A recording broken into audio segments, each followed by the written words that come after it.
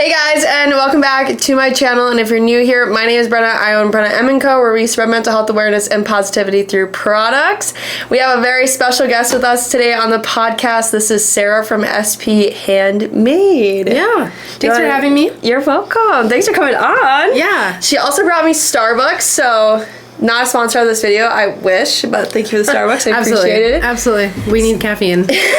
So talk a little bit about what your business is exactly and like what you do, what you sell. Yeah. So I started off doing just like crafty things in general and just making my friends buy them from me. I think we all started with that first. Yeah, definitely. And then I started making like faux leather earrings and selling those, and that was doing really well. And then I jumped on Instagram and saw all this really cool like polymer clay stuff and people making it, and I don't know, it just looked so much fun. So I just kind of jumped into that. So now I'm really focusing on polymer clay earrings, and it's a lot of fun. It's a way for me to really channel creativity and work with my hands, and I can sit and listen to a podcast or watch a movie or whatever that is. And yeah, so it's a passion, but now it's my small business. All right. And you do some apparel, right? Some apparel, yeah.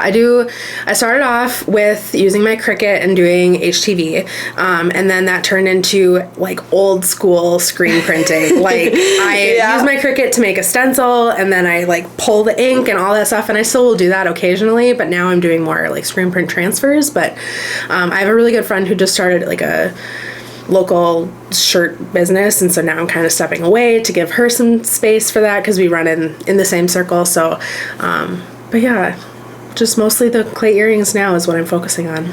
Well, that's fun, and they're so cute. You're wearing some today. I am wearing a pair of mine today. So also, you're a full-time teacher. Yep, I teach. And you do small business on the side. Yep. So I've been teaching. This is my 5th year of teaching. I teach middle school math at a school in North Dakota. It's interesting.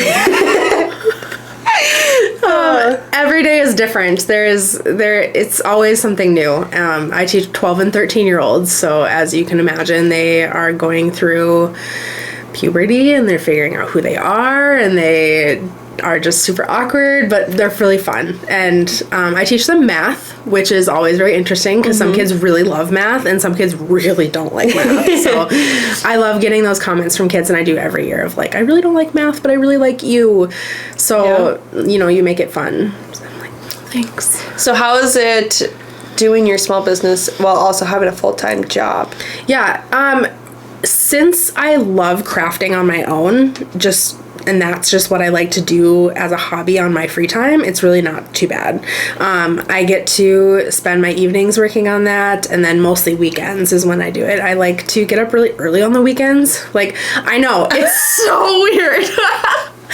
I cannot get myself out of bed early on the weekdays to go to work, but on the weekends I can get up at 7 and just like go down to my craft room and just craft all day.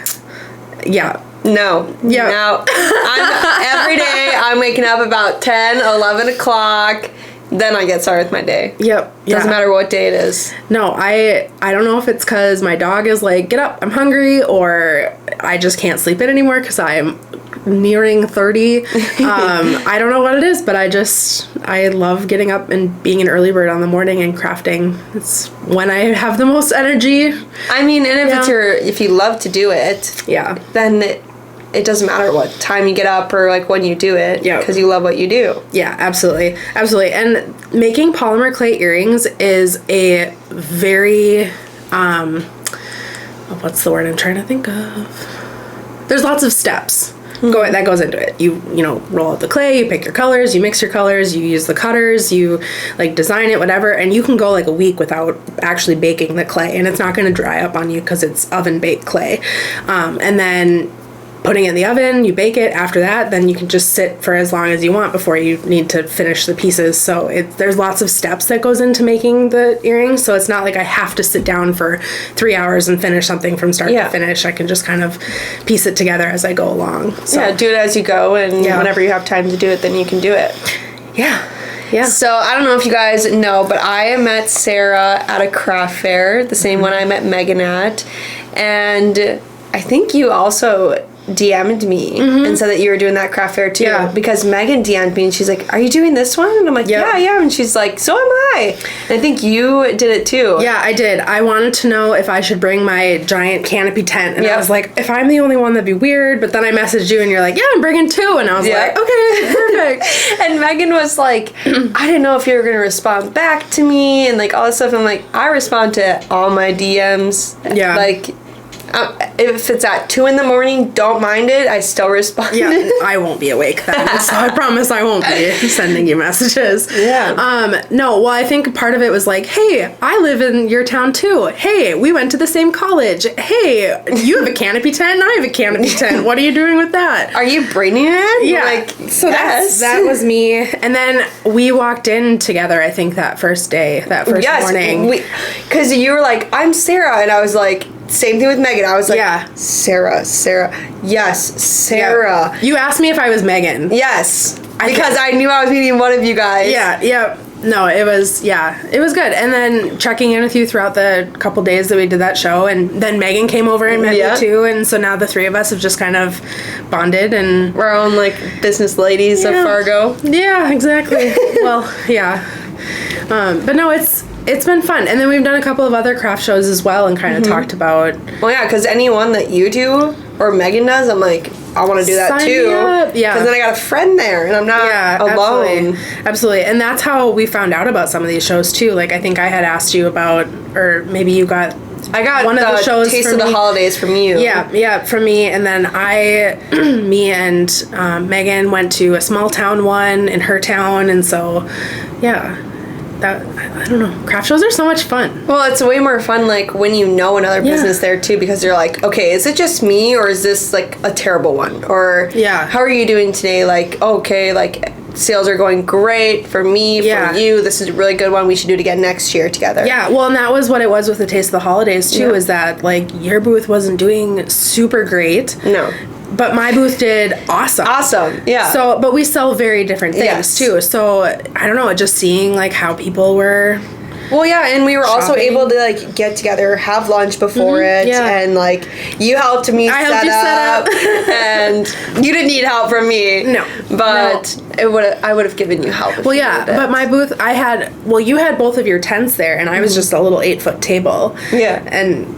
I don't know, I don't have a ton of stuff, so it just took me hardly any time to pack up or unpack everything, and then I was like, well, I could just stand here and watch you unpack. And like twirl my thumbs. Yeah. So it worked out perfect for us to help each other, and then I helped Megan too after you left. And then we had lunch, and yeah. If you went to help me that day, I don't know how I would have gotten done. Well, you were still tagging stuff into the beginning of the show, so you would have eventually gotten it done. It just might have been at the end. Yeah, at the end of the show, because the show is only 3 hours. Yeah. So if you guys have seen my craft fair videos in the past, my sister Cassie, who is a saint, love her, travels with me to every craft fair, helps me with every craft fair. That was one craft fair that she wouldn't have been able to get to help me until like it started, so I had to set up everything on my own. But it was nice to have Sara there with me because she helped me set up, and I wasn't alone. Yeah. Well, and then Megan ended up being right next to you too. Yep. So that was nice having both of you guys together. Then I was in the hallway all by myself. She was all alone. I was right. But you did better than both of us. Yeah, which was really strange to me that I did so well that day. But you know, it was with the earrings. People, I don't know if that was just something smaller. They didn't have to carry it around. I don't know what it was, but it was more of a show than like a shopping event, I guess. But I also was on the side where people were coming and going. So people would walk by me and go, oh, I'm going to come back to you. And then they would, because they'd have to pass me as they left. Yeah. So I had a lot of people leaving, stopping and shopping too. So I don't know. I filled out their survey afterwards and said, put me in the same spot next year. It was perfect. It was great. So. I did not fill out my survey that nicely. Well, okay, I was nice about it, but I was... It was just so expensive for the space I paid for and how many hours it was. Yeah. So I kind of just gave them feedback on that. But I said it still like went pretty good. Like I almost broke even on that one, which sucks at not breaking even at a craft fair. Like that's your goal when you do a craft fair is to like hit your booth fee, and then the rest is just awesome. Yeah. And that one I It was just 100 short. Yeah, well, and then my booth fee compared to your booth fee was hugely different. I think I paid like $100 for my table. Yeah, and mine was $500. Yeah, because you had a double space and you were in the ballroom instead of in the hallway. Like I was, it just seems. But if I would have been in the hallway, there was no way my stuff would have fit. Yeah. At all. And I love having my tents. If I can have my tents at a fair, I will pay the extra to have my tents. Yeah, absolutely. So. Absolutely. No, it was that one was a good show for me, but for others maybe not. So yeah. But it's okay. You live and you learn and try different ones. So you know what to do, what not to do next time. Yeah. But I have found that I really like doing indoor shows because then you don't have to deal with the elements. See, that's why I only do the Fargo Street Fair outside. Like that's the only one like I really have outside. That sucks. Yeah. It sucks, but you make good money. Yeah. And I think last year when I have a double booth like usual, but it rained constantly and there was like winds and it sucked. But I made like a little under 10 grand. Yeah. I watched your video, actually, your street fair video like yesterday or 2 days ago. I don't remember what day it was, but I was like procrastinating on something else and I was like, I'm just gonna watch all of Brenna's videos. But I got to your street fair video and you start off and you're like, my tent was flying. I know that experience. I don't know why, but I didn't think to have like super heavy weights. I just had like, the sandbag weights, whatever. I was like, it will be great. I have people on both sides of me, like nothing will happen to my tent. No. That thing was soaring. Yeah, if I would have just like held on to it and went, wee, it would have gone. You could have been like Mary Poppins. Yeah. Oh my god. And I felt so bad because I had a candle company behind me. Oh. And my tent hit her tent, which then hit her stuff, and some of it broke. Oh no. Yeah, but she was like really mean about it. Like, I understand because your product's broke, but you also have to understand that like it was an accident, and I offered to pay for it and everything, and she was just being so mean about it. And that's just like one of my biggest pet peeves is like if something happens accidentally, like be nice about it. Yeah. And like obviously if I wouldn't have gone, I went all the way around because she was on the other side of me.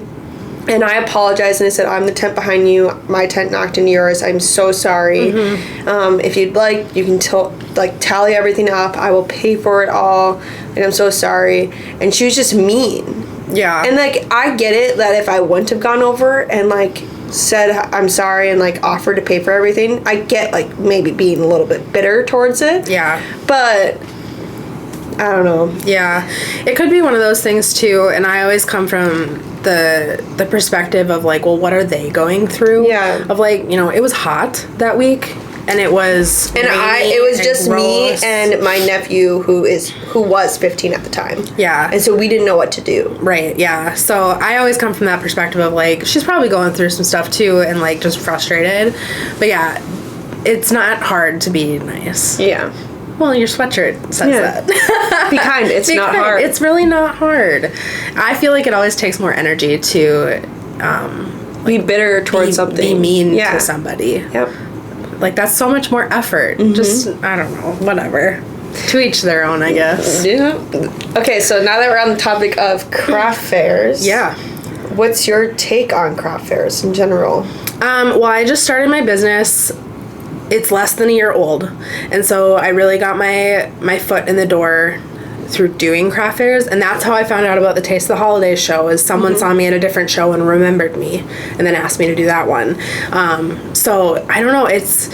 I like them. I think they're well worth the time. You live and you learn, like you said. But there are going to be those shows that are just like really crappy, but at least people like will see your stuff and might remember you. And like a lot of people do take like business cards or ask for business cards. Yes. Or like my banner has my socials on it, and I always see people like taking a picture of it or looking me up. And one of the things that I do at all of my craft shows is I have made with my Cricut stickers. They're handmade stickers, so they're nothing super crazy, but if they follow me on social, then I give them a free sticker at the show. So and that's mostly my way of getting rid of my product that I don't want anymore. But yeah, so I always tell people, they're like, oh, I love these stickers. I'm like, well, if you follow me on social, you can get it for free. And so then I get followers from that way too. So which is a great idea, because that makes them want to follow you to get that free product. Yeah, absolutely. And it's just a sticker, so it doesn't cost that much either. Yeah, right. Yeah, and then there was some some little teenage girl with her friend was like, I'm just gonna follow her and then unfollow her. And I was like, you know what? Okay. But at least you're gonna follow me, so now I'm probably gonna pop up on your suggested stuff because whatever. But yeah. I don't know. I like craft shows. I think they're well worth the time. I think that small town craft shows do better than some of the bigger ones, like here in Fargo, just because small town people love to shop and they love to support local. So if you have stuff that they're interested in, they're going to buy it. I've never done a small town craft show. I've done a lot of the small town street fairs. Yeah. Around this area, they have all the different days. You're from here, so you know what that means. But we have loco days and potato days, and we have all these different kinds of days that they do to celebrate their small town. And one of the things that a lot of them do will either do a street fair or will do a craft show. And getting into those, and they're usually really cheap. So for a vendor, so then it's. I don't know, I've had good experiences with them. But then they're outside and you have to deal with the elements sometimes. And but yeah, so for only doing vendor shows and craft shows for a little under a year, it's been well worth my time. I feel like when I do craft shows, I make enough to last me 3 months. If that makes sense. Yep. Because I feel like whenever I do a craft fair, I'm like, oh my gosh, $9,000. I'm like, I could quit my job. Yeah. But I love doing craft fairs because I love talking with other people. But I also hate that part too. Yeah. Because it's just the awkwardness between people you don't know. But I honestly just have fun because I get to meet new people and new business owners and yeah. That's how a lot of people always ask me too, how do you find craft fairs in your area? And honestly, it's doing one. Find one and then talk with maybe other businesses and see what other craft fairs do you do throughout the year and write them down. Yeah. And then try and look them up. I use Facebook for events, and I've taught you just told me about one that's coming up next month that I'm gonna apply for. Yep. It's just the networking of it all. That's how you find them. Yeah, I have found shows through other vendors at shows that I'm doing, learning about which ones to do and which ones to not do based on how they have had experiences in the past. But then I always take that with a grain of salt of okay, well, you're selling this and I'm selling this. So maybe I should try the one that you didn't do well at just to try it and see if my product will work better. So talking with other vendors, I am part of a couple of North Dakota Facebook vendor groups or whatever, and then people will post to that or post hey, I'm looking for a show, and then people will comment or message. So I don't know, there's social media is another good way to find more shows. And then the one that we did in October, you found out about 3 other shows that company puts on, so then you're able to travel to different ones too. So just doing shows and learning from the people who put them on if they're doing other ones too. And I have one coming up in April for those guys too, and then I have 3 in the fall. So I just feel it's do your research, because it's your area and our area might be different than yours. But if you don't have Facebook, I highly suggest you get it. Even if it's just for a business page, you can still look up stuff for your business page, and just kind of reach out to people too. A lot of people that start, for example, the Fargo Street Fair page, they have who runs it, created the page. Oh, okay. On the thing, and you're able to click on their name. You can message them on Facebook and be hi, I saw that you're putting this show on. I'm wondering if you're still taking applications. And I think that's just a way to get into the craft fairs too. Yeah. I've also, through doing shows, have met people that want me to sell my product at their stores too. So I have a couple of boutiques in town here that sell my earrings because they've met me through various what was the word I'm trying to say? Outlets? They've met you at different outlets? I don't know. Whatever. I lost the thought. English is hard. Yeah. So I have met other shop owners that want to sell my product through different methods of communication. So whether it was at shows or I did a show for them or whatever it was. And then even one of the boutiques that I have product at, they were like, hey, come in. It's Small Business Saturday right after Thanksgiving. Set up a table. Just sell at our store. Let the people meet you. And so that was a good day that I spent at a boutique working on selling my stuff. So well, that's really nice. Yeah, it's fun. I like that. I think it's so cool because I went into xoxo a couple weeks ago and I know that they bought some of my stickers on wholesale. And also, like, if you're selling wholesale, I highly suggest signing up for Fair and A-Bound. I'll have them in the description as well, because I just think it's a good way to get your products out there to other people, and like a lot of different states will buy your wholesale items as well. But I highly suggest doing that, because if you do that, it's going to get your business out there more.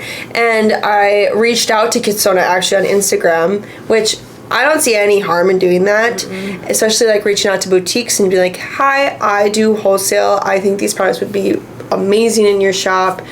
Here's the link if you want to check it out, yada yada. And so I reached out to them and I told them, and I said, I do wholesale. I'm from the area and I would love if you had my products in your store. And so a couple days later, they messaged me back and they said, hi Brenna, like, we would love to check it out. Thank you so much for reaching out, yada yada. And so they ended up placing an order with me that day. And I, of course, freaked out. I was like, a boutique in my town is going to have my stuff. Yeah. And sent it out the next day. Well, then a couple weeks ago, I finally like got to the boutique because I was looking for a dress for my birthday. And I saw my stickers. And I freaked out. I was like, my stickers are up here. Like, that's gotta be they're in a storefront. Yeah. And like I do get a lot of wholesale orders. I'm not saying like that's my first wholesale order, but that's the first wholesale order I've seen in person. Yeah. Like set up in a boutique. Yeah. That's fun. And so it was really cool. Yeah, that is really fun. I know, like, when one of the boutiques that I sell with, she will like style an outfit and then will include my earrings in the style, and that always makes me feel so good. Like, oh, look at you could be wearing my earrings with their stuff. You could be styling my earrings with your outfit. Yeah, exactly. And then I posted to like a small business Facebook group of like just in town here of like, hey, you know, introduce yourself, what your business is, whatever. And I had people buying stuff from me, and then someone commented saying, oh yeah, I've bought some of your stuff from this store. I love it. I'm going to buy more from you now this time. Yeah. So I don't know, it's fun. You get to meet a lot of people who really enjoy your stuff. So yeah, and that's why I always talk about branding. If you can put branding on your stuff, put it on your stuff, because then when it gets wholesaled, they're more than likely going to keep your branding on there. And then that's how other people will find you too. Yeah, absolutely.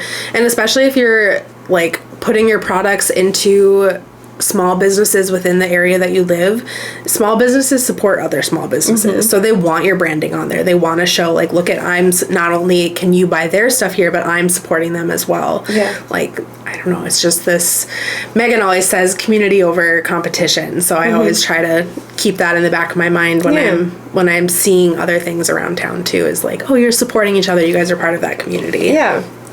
So I do get a lot of questions, since we're on the wholesale topic, I do get a lot of questions on how do you price your wholesale stuff.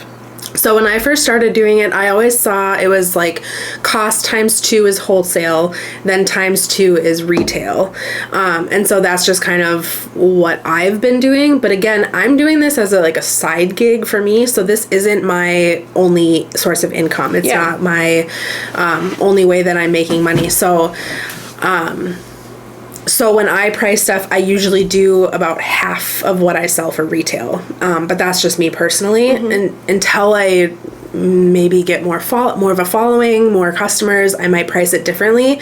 But because I'm not relying on this, I probably sell it for a little bit cheaper than somebody else would if this was their full-time job.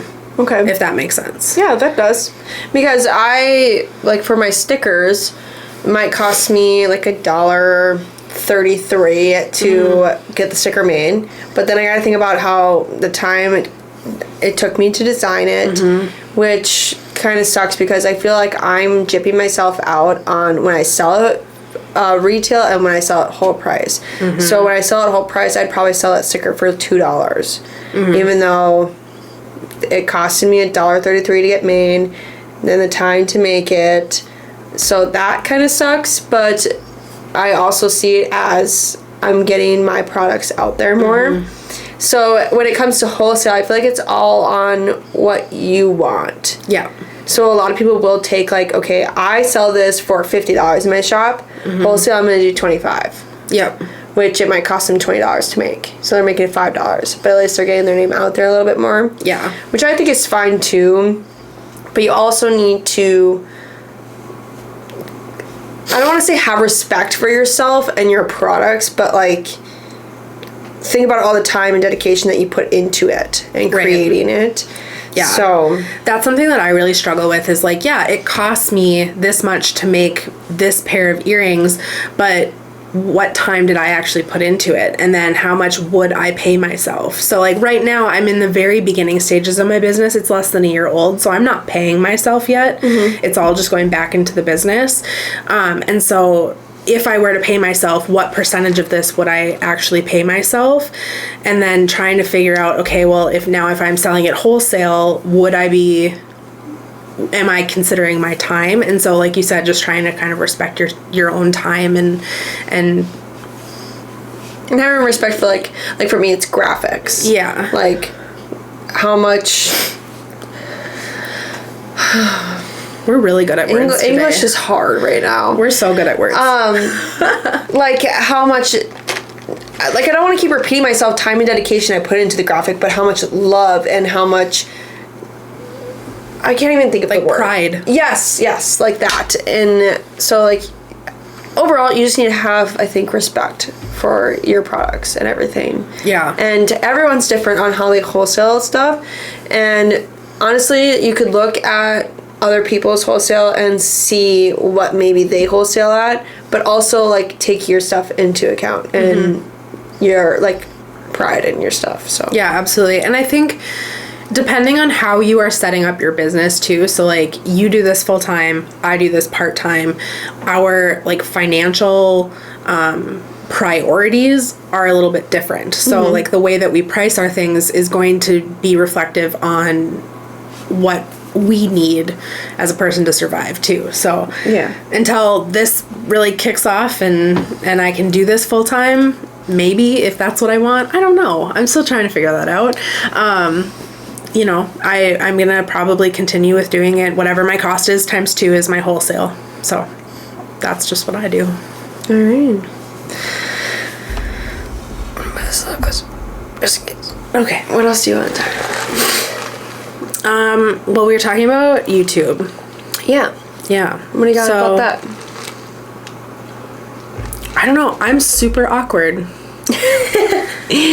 Like, this is great because we're just having a conversation. But, like, how do I do this by myself? Like, what advice would you give somebody who wants to start a YouTube channel about their business or their life or whatever? Honestly, just get started. It's gonna be awkward at first talking to the camera. Like, looking back, I watched one of my videos from like way back then and I was like, wow, I was so awkward. And that's okay because we all start from somewhere and it's gonna be awkward talking to a camera because kind of talking to yourself. But I try to talk to the camera like I'm talking to the person who's watching it. And I'm still a little bit like shy filming in front of Cole even though I literally filmed a video at the Minnesota State Fair with him in public. I literally had my camera on and I was filming. But in the house, like I still get a little bit shy from filming like around him because I'm like he doesn't like, he judges me but he doesn't like judge me. It's like a make fun of judge. And So I would just say, like, do it. Everyone starts somewhere. Everyone's going to have the awkward videos. My editing back then was terrible. Every time I had, like, an awkward pause, I left it in. Nowadays, I'm like, cut. And so you move from here to here. Whatever. It's fine. Yeah. So, and, like, I watch a lot of YouTube, too, especially when I'm doing work. And so I don't really pay, like, if someone's, like, here...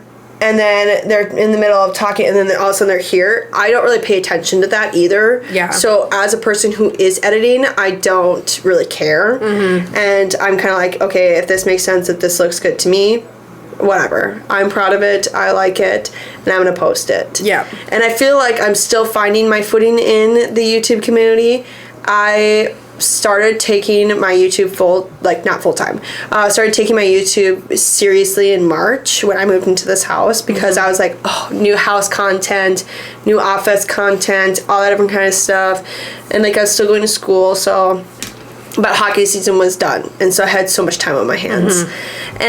But I started my YouTube channel actually my sophomore year of college, so almost 3 years ago.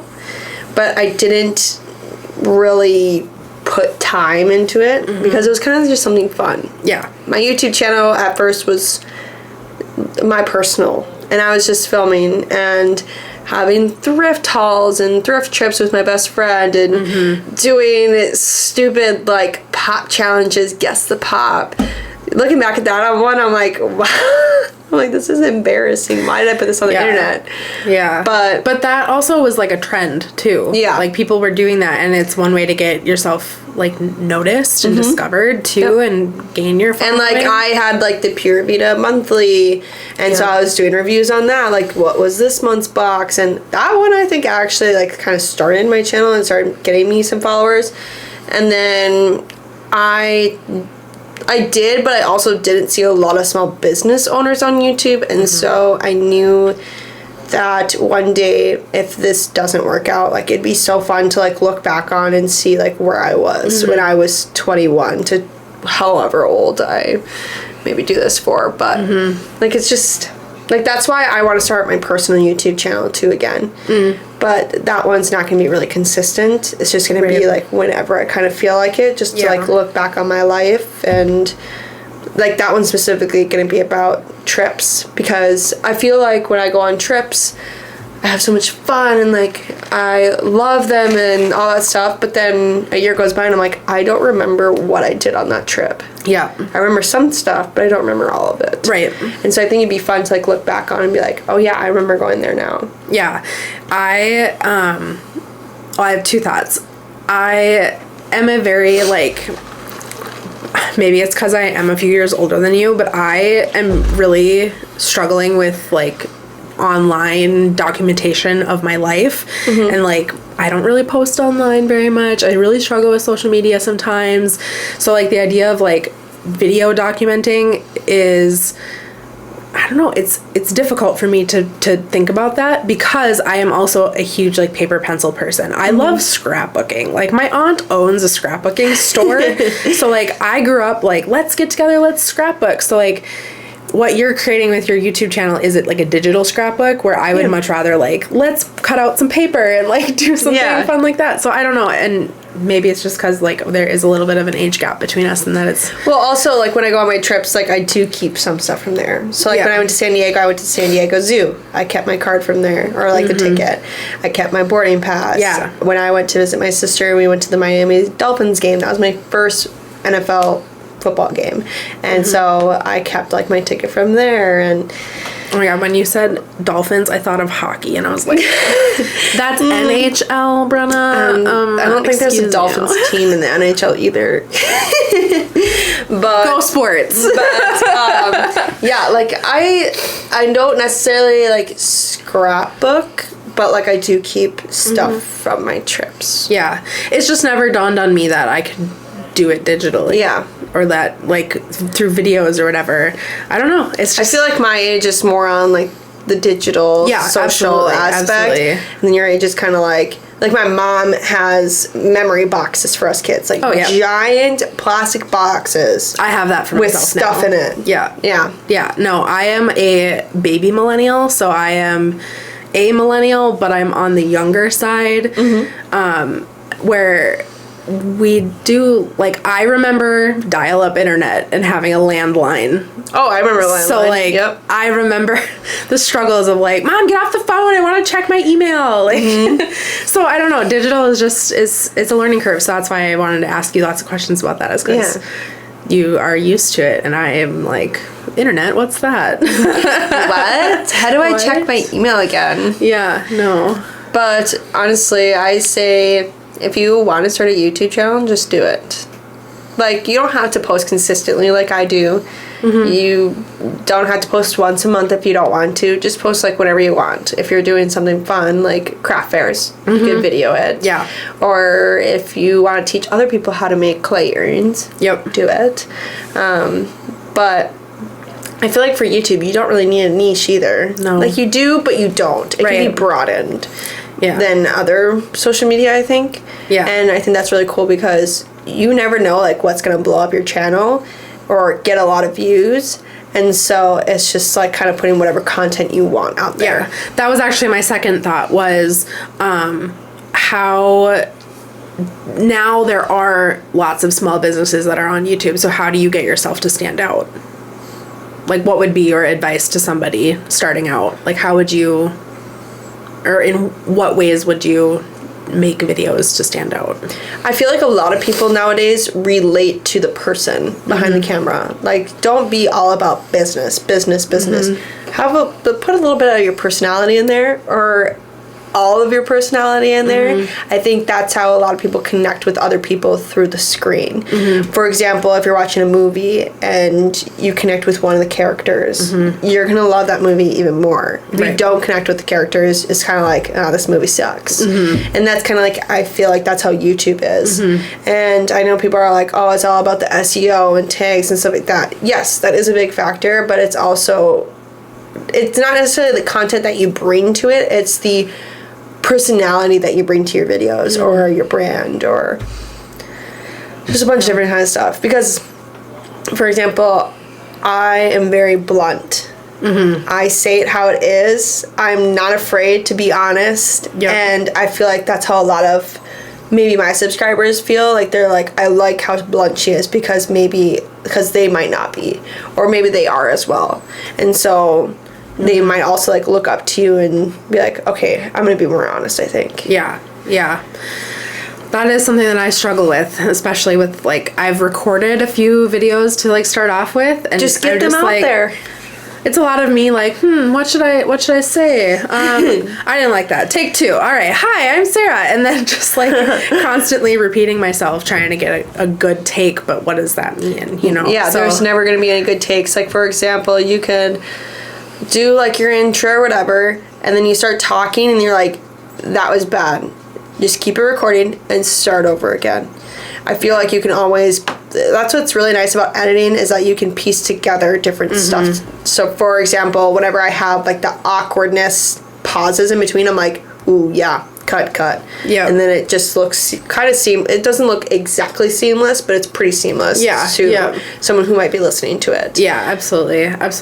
I know that's something else that I'm brand new to, is, like, I've never really edited videos before. Like, going to school and stuff, we didn't ever have, like, video projects or anything, so I never really got to experience that. But, like, there is so many resources out there now that you can grab. Like, I know that I was messaging you about, like, hey, how do you edit your videos? And you told me, and I was like, well, I don't know how I feel about that, and I don't know what I should use. And then there's, like, a million options, and so so it's definitely a learning curve, and I'm excited to learn more and to ask more questions to you. Yeah, well, and I'm always here. Yeah, if you need help. And, like, for anyone who might also be wondering, I use iMovie to edit. A lot of people say that doesn't look as professional, but it gets the job done. And honestly, I think it's not, like, hard. Right. It's like a medium. Like, it's pretty easy, but it's also, like, some stuff is kind of like, okay, like, how do I do this? But I think that's a great starting point for when you're editing your YouTube videos. And, like, you also don't need a camera to start out either. I used my phone at the beginning. I think it still did okay. Yep. And then I just eventually did take it to the next step, and I got a camera. And also I have a blog post going up. It'll already be out by the time this video gets up, but I have a blog post about YouTube essentials that I personally use, so you can check it out on my website under blog posts. I love that. But also, so like, I suggest starting out with iMovie, and I know a lot of people use Final Cut Pro, but that's expensive, and that's just not an expense that I want right now. And so if you're starting out, do iMovie. Yeah. And I don't have Apple products. So that's my thing, is like, I have an iPad, but I don't know how well that would work with editing on an iPad. But I have been looking into WeVideo. Have you ever heard of that one? We had a school subscription for it at one point when I was teaching, and I've used it to, like, record, like, back when COVID was happening and we had to do all of our lessons virtually. I would record, like, my screen and my face for the students to see, but that was just super simple of, like, hey, this is your assignment for today, let me show you where it is on our school site or whatever.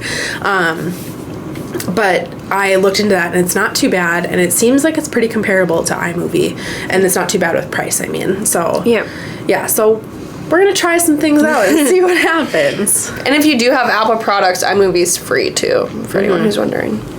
Yeah, I think that there is a free version of WeVideo, but then you get, like, hardly any features. Yeah. And then there's several levels of, like, paid subscriptions, and I think the one that I was looking at, it's like $7.99 a month, but you pay it annually. Okay. So it's like $100 for a year, which isn't bad. No. So, and you get all sorts of good features. So yeah, we're gonna look into that and see how that goes. Yeah, and also another part is if, like, you're looking for copyright free music, I use thematic.com. It is like a monthly cost of like $5, I think it is, but there is so much, and there's so many different types of music too. There's like the chill, there's the pop, there's the hip hop if you want that, or coffee shop, or that different kind of stuff. And so, does iMovie have stuff like that you can use through them? No. Okay, see, WeVideo does. Yeah. But it's very limited. Yeah. Unless you pay for a higher subscription. Yeah. Which I'm not there yet. Yeah, like, starting out, I feel like you don't, like, honestly use any free tools that you have to. Because you're just starting out. And then once, like, maybe you start to get a little bit bigger, then you can start paying for that stuff. Yeah. Like, for example, I started using TubeBuddy. It's like this extender that you can purchase. I just purchased the year because that's the only option. I'm just gonna try it out for the year and see if it helps. Whatever. It's not that bad either. I think it's like $150, and it just helps you, like, with your SEO. Yeah, essentially. Cool. So you'll have to link that one for me in your video. And for everybody else. TubeBuddy. I literally just Googled SEO for YouTube and it came up.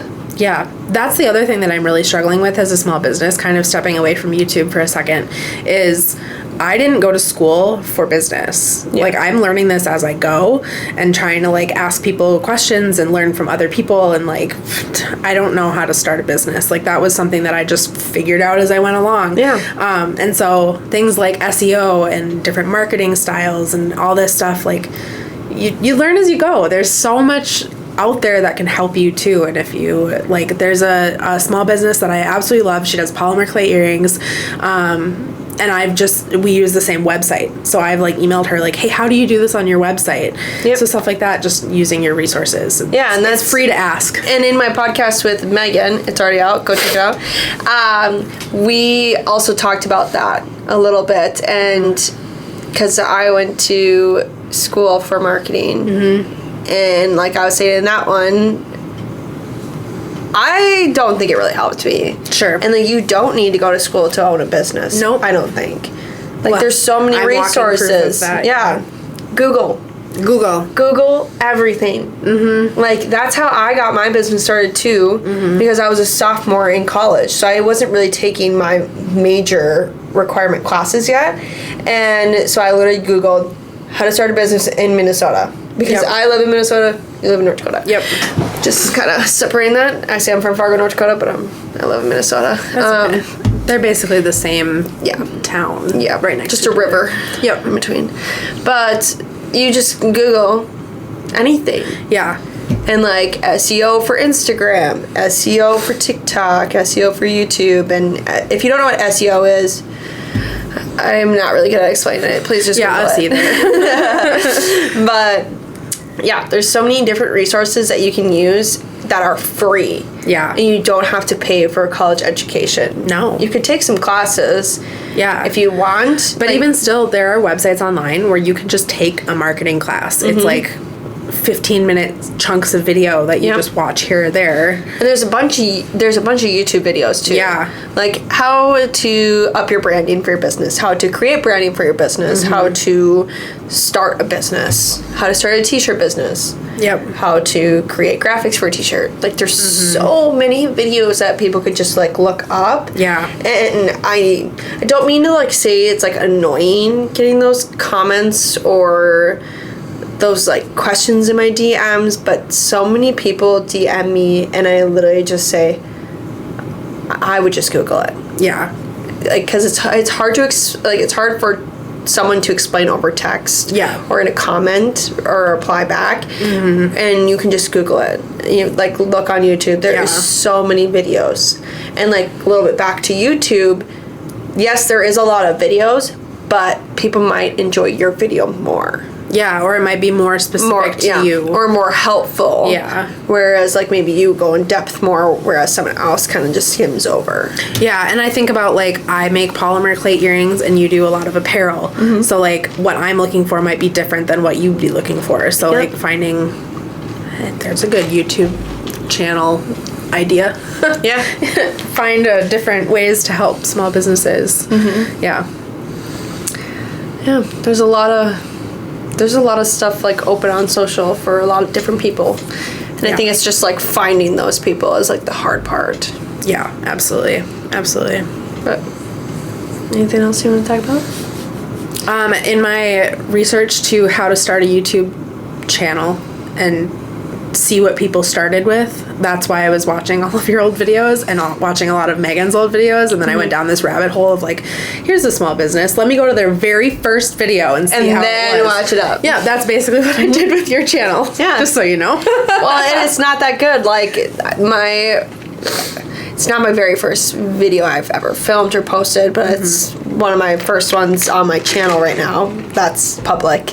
Is scrunchy Apple Watch band.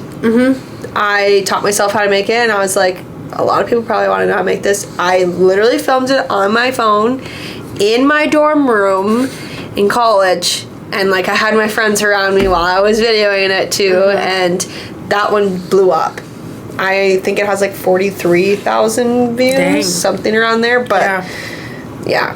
So yeah, that's something else that is,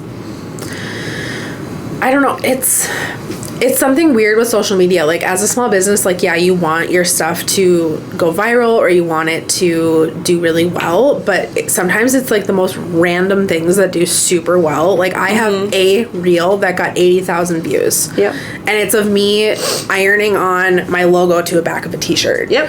Like, that's all that it was. Yep. But then I have, like, products that I'm like, oh, I really hope this gets out there because then it's people a new product, whatever. But then that has like 100 views. Yeah. You know? Well, and back in July, I had like 3 videos go viral on Instagram Reels. All of them have at least 10 million views. And it was literally me cutting towels. Yeah, for my towel scrunchies. Weirdest things. Literally just cutting. That's all it was. Moving it, cutting, stacking it. That's all they were. And that was when I was getting ready for the Fargo Street Fair. And it's just... I never thought those would go viral. They're kind of satisfying to watch, so like a little bit, but my goal was just to put content out there. Yep. And I feel like that should be your goal, is just to get content out there. It's not to go viral or get millions of views, millions of likes, millions of comments. Or millions of saves. It's to just create content. And I think that's where some people are going kind of wrong. They're like, oh, I'm going to go viral. I want this to go viral. I want this to go viral. that's a blessing and a curse in itself, I think. Yeah, for sure. I know, like, my social media goal for this month was to gain 10 followers. Yeah. Followers. I said that really good. Was to gain 10 followers. And I hit that, but I also lost a couple followers, too, along the way. And I'm like, this feels weird because I'm keeping track of it just to try to hit a goal. But, yeah, I don't know. You never know what to expect with social media. And speaking of which, I'm going to call you out. You don't follow me on Instagram. She really just did that, you guys. I did. I was like, that's interesting. I was wondering why I wasn't seeing any of your posts. Yeah, because you don't follow me. I'm calling you out. Okay, well, now it's a follow. There you go. Thank you. I, like, feel so bad now. No, it's fine. Like, I kind of want to cry. I feel bad. No, don't cry. I just thought it was kind of funny. I was like, we've been talking. She's gotta follow me. I swear I followed you at the big one. Yeah, I have no idea. Whatever. We had a million things going on, but I was like, and I was wondering why I was really never seeing any of your content. I was like, oh, she's probably just busy with school, like, whatever. And I'm like, what? No. Don't feel bad. It's okay. I just thought it was funny that you didn't actually follow me. She called me out right there, folks. I did, yeah. It's fine. It's fine. No. You can cut all of that if you want to. No, I'm gonna leave it in. People hold me accountable. Yeah. No, but no, I hit my follow goal for January, and I feel really good about that. So going into February, now it's like, I would up your goal. Up my goal, because I did gain more than the 10 that I wanted, but yeah. So go follow me. All right, everything of hers will be down below, just like Megan's video. But also, speaking of, like, goals, I just hit my TikTok goal. My goal is to, like, try and gain, like, okay, this sounds really, like, like, prissy, but my goal is to, like, get, like, 500 to 1,000 followers on TikTok every month, and so I just hit my goal. If you don't follow me on TikTok, go do it. That's all I gotta say. But, like, I haven't reached my Instagram goal in 5 months. I've been literally going back and forth. I was at 124K, and now I'm down to 123K, and I'm like, you just don't like me. You don't like me anymore. That's okay. You have 120 whatever K. I have like 136 K. That's it. But like it's just, but you've been doing it for longer than me, and whatever. I'm not comparing, but I just think that's funny. How dare you? How dare you? I will say I don't follow you on TikTok because I don't have TikTok. Yeah. That's my, like, one app that I know I will waste so much time on, so I'm just not gonna download it. Oh yeah, I waste a lot of time on it. But I say it's research. Yeah. It's research. I like videos and I'm like, this is a good video idea. I like the concept. Yeah. My stepmom will send me videos on TikTok all the time. Like, you should start a YouTube or a TikTok video or TikTok account for your business. You can do stuff like this. And she'll, like, send me stuff all the time. And I'm like, yeah, but then I have to have TikTok. I just don't know if I want a TikTok. Yeah. But Instagram Reels is what I do. It's what I'm on usually. Yeah. It's the same thing. Exactly. And I feel like a lot of people are getting away from TikTok and going more on Instagram. Yeah. Well, and then, again, this is not my everyday job, too. So it's hard for me to keep up with stuff like that, too. So if I have more than one app going, it gets overwhelming with also trying to teach. And didn't mention earlier that I'm also a grad school student. Oh, yeah. So I'm, like, so close to being done with my master's degree. So it just, I don't know, social media is kind of taking a back burner right now. But I think you said a couple weeks this will come out. So I think by the time that this video comes out, I will be done with my master's. Well, congratulations. Yeah. Thank you. We'll have to have a celebratory coffee or other adult beverage. I suggest other adult beverage. Okay, perfect. We can have to celebrate. Megan. Yeah, we'll have a little celebrate Sara date. Yes. All right, so that is the end of this podcast video. There's going to be plenty more coming later on. But if you guys haven't watched my past It's gonna be 3 probably when this goes up. Go check them out. They're really nice just to listen to while you're doing some work, or if you want to watch, you're more than welcome to. I'm not gonna stop you. But if you guys like this video, please give it a big thumbs up, and don't forget to subscribe to my channel if you're not subscribed already. And I'll see you guys in the next one. Bye.